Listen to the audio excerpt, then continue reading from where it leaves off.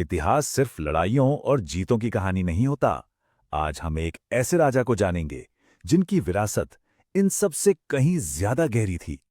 जरा सोचिए, एक ऐसा राजा जिसने एक ऐसा साम्राज्य बनाया जो 6 सदियों तक यानी 600 साल तक चला। ये सिर्फ एक किंगडम बनाने की कहानी नहीं है, ये तो एक पूरी की पूरी सभ्यता को गढ़ने की कहानी है। तो चलिए इस सफर की शुरुआत करते हैं। हर बड़ी कहानी की तरह ये कहानी भी एक सफर से ही शुरू होती है। एक राजकुमार का लंबा सफर एक नए राज्य की तलाश में। तो ये हैं चाओ लुंग सुकाफा, मोंग माओ के एक ताई राजकुमार। उनका ताल्लुक था ताई समुदाय से, जो उस समय दक्षिणी चीन और बर्मा के एक बड़े हिस्से में बसा हुआ था। सुकाफा सिर्फ एक वॉरियर नहीं थे, उनमें एक दूरदर्शी शासक वाले सारे गुण मौजूद थे। अब जरा इस सफर के स्केल को समझिए। साल था 1215, जब सुकाफा ने करीब 9000 लोगों के साथ अपना ये सफर शुरू किया था। और सुनिए, ये कोई छोटी मोटी यात्रा नहीं थी, ये एक पूरा का पूरा प्लान्ड माइग्रेशन था। पूरे 13 साल लगे।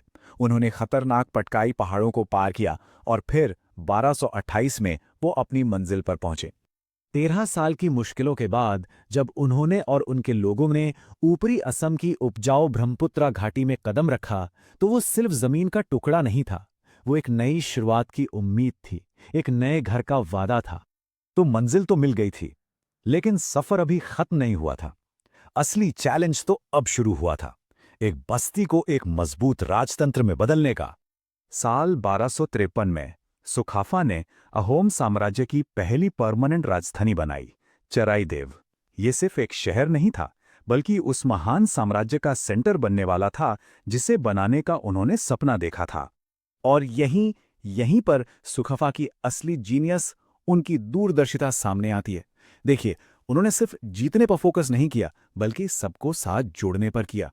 उन्होंने उस इलाके के जो लोकल समुदाय थे, जैसे मोरान और बोराही, उनसे लड़ाई नहीं की, नहीं, बल्कि उनसे रिश्ते बनाए, डिप्लोमेसी का इस्तेमाल किया और उनको अपने एडमिनिस्ट्रेशन का हिस्सा बनाया। मतलब उनकी नींव तलवार पर नहीं, बल्कि आपसी समझ और एकता पर टिकी थी।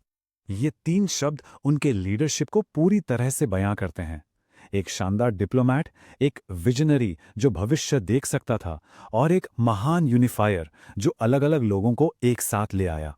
तो इस अनोखी स्ट्रैटेजी का नतीजा क्या निकला?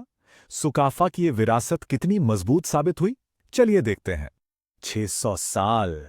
जी हां, सुकाफा का बनाया हुआ अहोम साम्राज्य लगभग 600 सालों तक कायम रहा। ये एक ऐसी हिस्टोरिकल अचीवमेंट है जो बहुत ही कम शासकों के नाम है।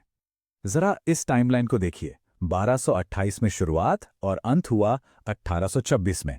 सुकाफा ने खुद तो सिर्फ 40 साल ही राज किया, लेकिन उन्होंने एक ऐसी नींव रखी जिस पर एक बहुत बड़ा साम्राज्य खड़ा हुआ, जो दक्षिण एशिया के सबसे लंबे समय तक चलने वाले राजवंशों में से एक बना।